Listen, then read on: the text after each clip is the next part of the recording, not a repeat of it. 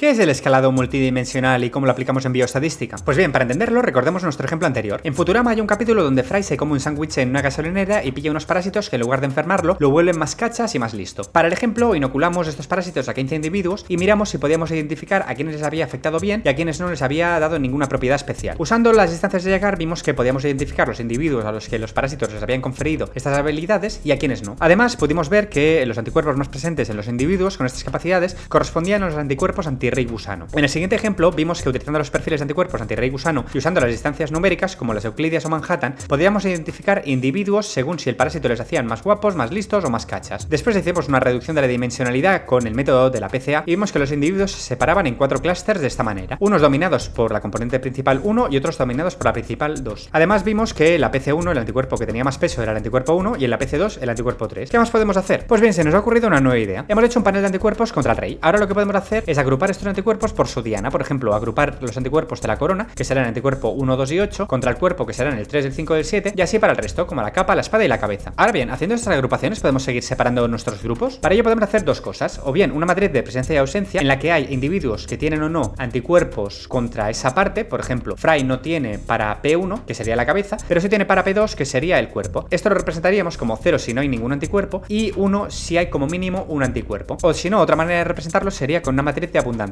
En este caso, Fry tendría 8 anticuerpos diferentes para el cuerpo del parásito. Así que la idea es pasar de 5 dimensiones a 2 dimensiones. Para ello podemos usar los métodos de multidimensional scaling, que son el análisis de coordenadas principales, el MDS métrico y el MDS no métrico, o NMDS. MDS significa simplemente multidimensional scaling. Estos métodos no miran de preservar la variabilidad como lo hacía la PCA, sino que mira de preservar en el nuevo espacio las distancias originales de los individuos. Además, estos métodos no parten de datos crudos, sino de la matriz de distancias, que puede ser de diferentes tipos, como la distancia euclidia, Jaccard o Bray-Curtis, que esta última no la habíamos visto hasta ahora cuando hablamos de las distancias, pero hoy le dedicaremos unos minutillos. Estos métodos tienen preferencias para diferentes distancias. Por ejemplo, la PCOA puede usar todo tipo de distancias, pero ojo con las que no sean distancias euclidias. La MDS métrica puede con todas y las no métricas van bien para distancias tipo Jaccard o Bray-Curtis. La PCOA o Principal Coordinate Analysis es un método súper parecido a la PCA, que si no lo habéis visto está en el vídeo de las PCAs. Para este ejemplo usaremos una matriz de distancias de Jaccard, así que como ya vimos partimos de una matriz de presencia y ausencia y la transformamos en distancias. Esta matriz simétrica tiene 0 como iguales y 1 como diferentes. Estamos usando Jaccard, sin embargo hay que tener mucho ojo porque al no estar utilizando distancias tipo euclidias puede ocurrir que tras hacer la eigendescomposición terminemos con variabilidades negativas, lo cual dificulta el análisis. Sería raro encontrar una PC que describa el menos 8% de la variabilidad, ¿no? Así que ojo, a la hora del cálculo es bastante similar a la PCA. La idea primero es centrar la matriz y después hacer la eigendescomposición, ya que es una matriz simétrica y como ya dijimos es una propiedad de estas matrices. Así que acabaremos con nuestros Eigenvalue y Eigenbeck para construir nuestro gráfico. En el gráfico de proyección de individuos, la idea es que están más o menos a la misma distancia de lo que estarían en la matriz original. De esta manera podemos identificar agrupaciones igual que lo hacíamos con la PCA. En este tipo de análisis no podemos sacar loadings, o por lo menos no de una forma directa como hacíamos con la PCA. Vale, pues pasemos al análisis MDS métrico. Esta, a diferencia de la PCOA, no usa eigendescomposición, sino que hace una optimización de distancias iterativas para estrés mínimo. Ya llegaremos a eso. Este método sirve para cualquier distancia, y lo mismo que con la PCOA, sirve para reducir la dimensionalidad preservando las distancias. Así que igual que antes, partimos de nuestra matriz de distancias, que vino de las distancias de Jaccard, y ahora viene lo nuevo. Para identificar dónde estarán los nuevos puntos, lo que haremos será poner el mismo número de individuos en el gráfico, pero al azar. Ahora calcularemos las distancias entre ellos y haremos una nueva matriz. Claro, en la primera iteración serán algo totalmente arbitrario. La cuestión es que ahora calcularemos el estrés de Kruskal, más bien stress, que viene de Standardized Residual Sum of Squares. Esto lo haremos utilizando esta fórmula que utiliza tanto la matriz de distancias original como la de los datos aleatorios. Esto nos dará valores que van de 0 a 1, donde 1 es lo peor. Aquí Kruskal encontró empíricamente que el valor de 0,2 ya se considera bastante malo y de allí hasta 0, que es